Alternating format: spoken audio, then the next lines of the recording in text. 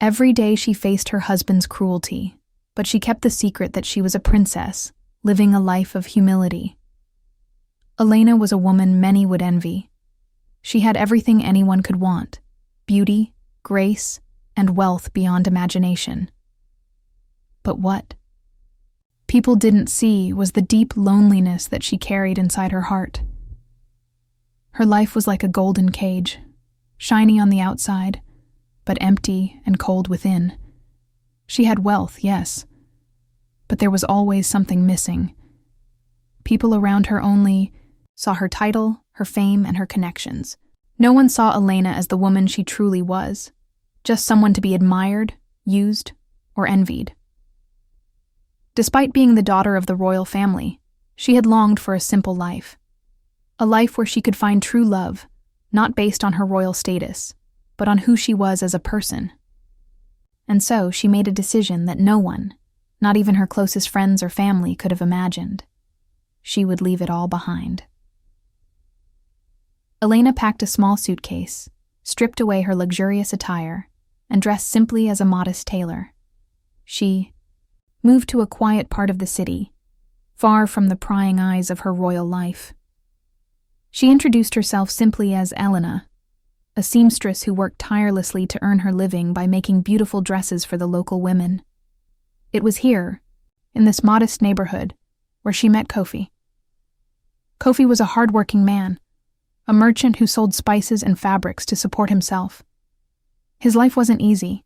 His small business was struggling, and every day felt like a battle just to make ends meet.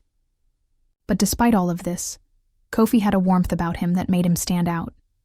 His laugh was infectious, his smile genuine, and his heart full of dreams. From the moment they met, Kofi was captivated by Elena. She was kind, soft-spoken, and seemed so different from the women he had known. Elena, in turn, admired Kofi's honesty and determination. He didn't know who she really was, and that made her feel safe. For the first time in years, Elena felt like someone saw her for who she truly was, not as a princess, but as a woman with hopes, dreams, and imperfections. They spent more and more time together, walking through the busy markets, sharing stories of their lives, and laughing over the smallest things. Kofi poured his heart out about his struggles with his business, and Elena, with her quiet wisdom, encouraged him. "You have so much potential, Kofi," she said. "One day you'll make it big. You just need someone who believes in you." As their love grew, Kofi proposed to Elena with a simple ring. "You are everything I've ever dreamed of," he told her, his voice full of sincerity. They married in a small ceremony, one that was simple but full of meaning. Kofi's business, though struggling, became their life together. He worked long hours, determined to make it work. But what Kofi didn't know was that Elena, even in her quiet way, was using her royal connections to help him. She made calls to her old friends in high places, securing him better deals, paying off his debts, and giving him the financial backing he needed to keep going. As time went by, Kofi's business began to grow. New customers, larger orders, and better profits followed. He was overjoyed, thinking it was all his hard work paying off. "Elena, you've been my good luck charm," Kofi would tell her, holding her close. But as success filled him with pride, he began to forget the one person who had been there for him all along.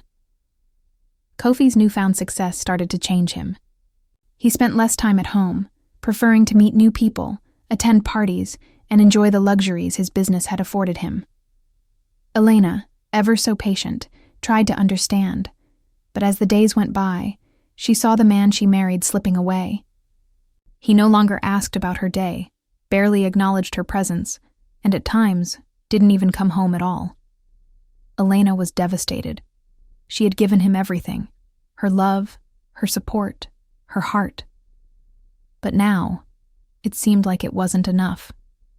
She had sacrificed her royal identity for him, choosing to live a life of simplicity and love. But the man she loved was now treating her like a stranger. Then, the rumors started. Elena heard whispers of Kofi being seen with other women, at dinners, at parties. She confronted him one evening, sitting in their living room, trying to hold back her tears. "Where have you been?" she asked softly, her voice breaking. But Kofi waved her off. "Don't start with me, Elena. I'm tired." Elena's heart broke. She had hoped that their love was enough to keep them strong, but now it was clear that Kofi's pride had overtaken him. He wasn't the man she had fallen in love with anymore. He didn't care about her. The breaking point came when one evening, Kofi came home late, smelling of perfume that wasn't hers. Elena waited for him, sitting in silence. "Where have you been?" she asked again, her voice a mere whisper. But Kofi snapped. "Don't act like you care, Elena. Just stop questioning me." That was when everything changed. Kofi began to bring his new girlfriend, a beautiful and confident woman, into their home, parading her around like a prize. Elena, still holding on to the hope that he would return to her, watched him from the sidelines. She never said a word, not wanting to make things worse. But inside, she was crumbling. One night, Kofi's best friend, Kwame, noticed the change in him. At a lavish party, Michael was laughing with a new woman on his arm, completely ignoring Elena. Kwame couldn't stay silent anymore. "Michael," he said, pulling him aside. "What are you doing? You're married to Elena. How could you treat her like this?" Michael, caught off guard, glared at Kwame. "Why do you care? Elena is boring. Now, she's not my type anymore." Kwame shook his head, disappointed. "You don't realize it, but Elena is the best thing that ever happened to you. She was with you when you had nothing." But Michael just laughed, dismissing his friend's words. "Save it, Kwame. I'm doing fine. You can have her if you want." The next day, the confrontation continued. Elena asked him, heartbroken, "What happened to us, Michael? What happened to the man I fell in love with?" Kofi, with arrogance in his eyes, told her, "I'm done. I'm bringing my girlfriend here. You can pack your bags and leave." Elena stood still, trying to hold on to her composure. "How can you say that? I stood by you when you had nothing. I sacrificed everything for you." But Michael, with cold indifference, shot back, "I don't need you anymore. You're not what I want." And so, Elena, with a heavy heart, left their home, unsure of what to do next. But something inside her was still strong. She had given him everything, but now it was time for her to rediscover who she was.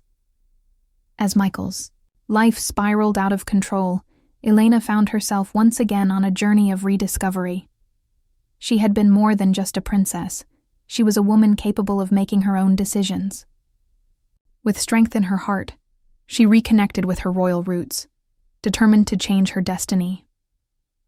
Months later, Michael found himself in a meeting with the royal family, hoping to secure a contract that would elevate his business even further. But there, standing before him, was Elena, not the simple woman he had once known, but the true, regal princess she was. "Elena?" Michael stammered, shocked by the revelation. "I'm not the woman you think I am," she said, her voice calm but full of disappointment. "I am not your possession, Michael. I am a princess, and I never needed your approval to be happy." In that moment, Michael realized everything he had lost. Elena was not just a woman to be admired. She was someone who deserved respect, love, and loyalty. But it was too late. His arrogance had cost him the one person who truly cared for him. As Michael watched Elena walk away, he understood that no amount of money or success could ever bring back what he had taken for granted. The story of Elena and Michael is a reminder that love is not about status or wealth. It's about respect, loyalty, and understanding. In the end, those who truly value you will see you for who you are, not what you have.